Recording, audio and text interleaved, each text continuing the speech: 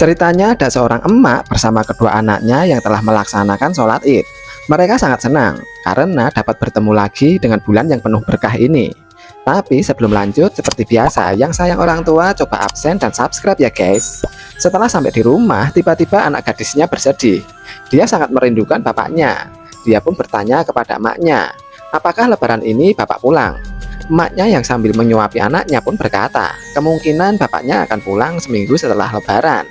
Lalu emaknya pun pergi ke belakang, diam-diam menelpon bapaknya. Entah apa yang mereka bicarakan, tak lama kemudian ada suara seseorang mengetuk pintu. Dan ternyata saat pintu dibuka, ternyata itu adalah bapaknya.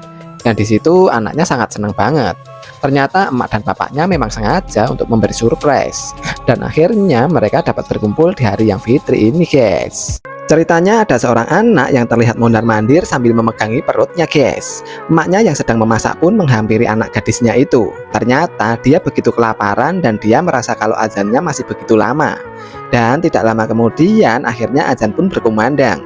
Gadis itu pun kemudian langsung berbuka dengan sangat lahapnya dan sangat cepat karena dia begitu kelaparan.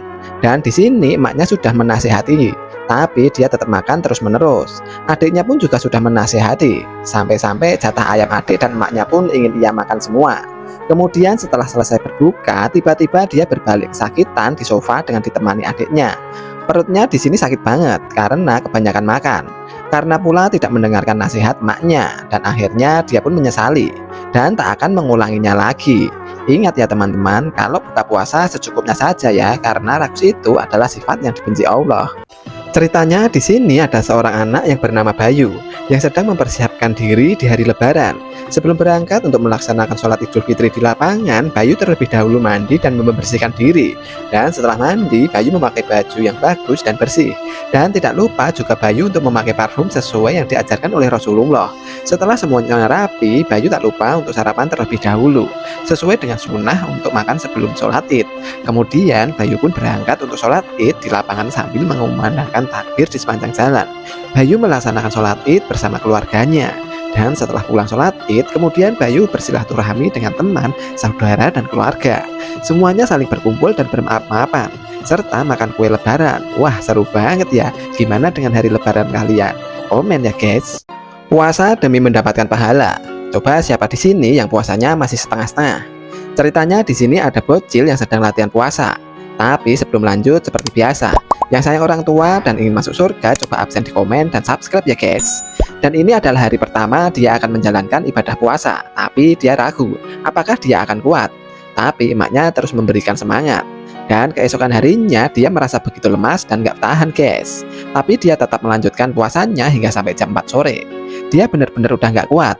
Dan saat dia melihat air putih di hadapannya, air itu seperti es krim yang begitu segar dan nikmat. Lalu dia pun berencana untuk membatalkannya.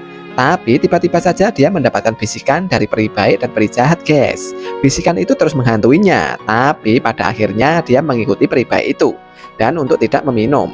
Dan sampai pada akhirnya azan pun berkumandang. Dia pun langsung bergegas untuk berbuka bersama emaknya guys. Wow, hebat ya. Siapa di sini yang puasanya sudah full komen di bawah ya guys. Niatnya mau menjenguk seseorang, malah mendapat gangguan. Ceritanya di sini ada seorang ayah dan anaknya yang ingin bergegas pergi menjenguk tantenya di rumah sakit. Dan setelah sampai di rumah sakit, mereka kebingungan mencari kamarnya. Sudah beberapa menit mereka berkeliling, tapi mereka tak kunjung menemukan kamar tersebut.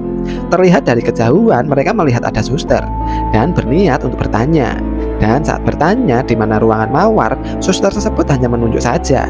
Dan dia pun langsung pergi tanpa sepatah kata. Gadis itu pun merasa aneh dengan tingkah laku suster tersebut. Dia pun penasaran dan kemudian menengok ke belakang. Ternyata suster itu bukan manusia, melainkan hantu guys. Setelah selesai menjenguk gadis ini hanya terdiam. Dia ketakutan tapi nggak berani ngomong sama ayahnya. Waduh, serem juga ya. Ceritanya di sini ada keluarga Dewi dan teman emaknya bernama Mak Sarah yang sedang melaksanakan buka puasa bersama. Setelah makan dan berbincang, Mak Sarah pun pamit untuk pulang. Dan keluarga mereka pun tak tega bila Mak Sarah harus pulang sendirian naik ojek online. Akhirnya maknya Dewi pun meminta Dewi untuk mengantarkan Mak Sarah. Akhirnya Dewi pun bersedia untuk mengantarkan Mak Sarah pulang. Waktu di perjalanan, jalanan begitu sepi, hampir tidak ada pemotor yang lewat. Sesampainya di rumah Mak Sarah, Dewi pun kaget dan dia melihat sosok makhluk seram sedang duduk di teras rumah Mak Sarah. Mak Sarah di sini tidak melihat apa-apa dan akhirnya Mak Sarah menyuruh Dewi untuk segera pulang agar tidak kemalaman di perjalanan. Dan tiba-tiba hantu itu mengikuti Dewi terus. Dia duduk di belakang Dewi dan Dewi di sini sangat ketakutan. Lalu Dewi berusaha untuk tenang dan berharap tidak mengikutinya sampai rumah. Dan setelah sampai rumah, hantu itu pun pergi. Hati-hati ya guys jika kalian keluar malam.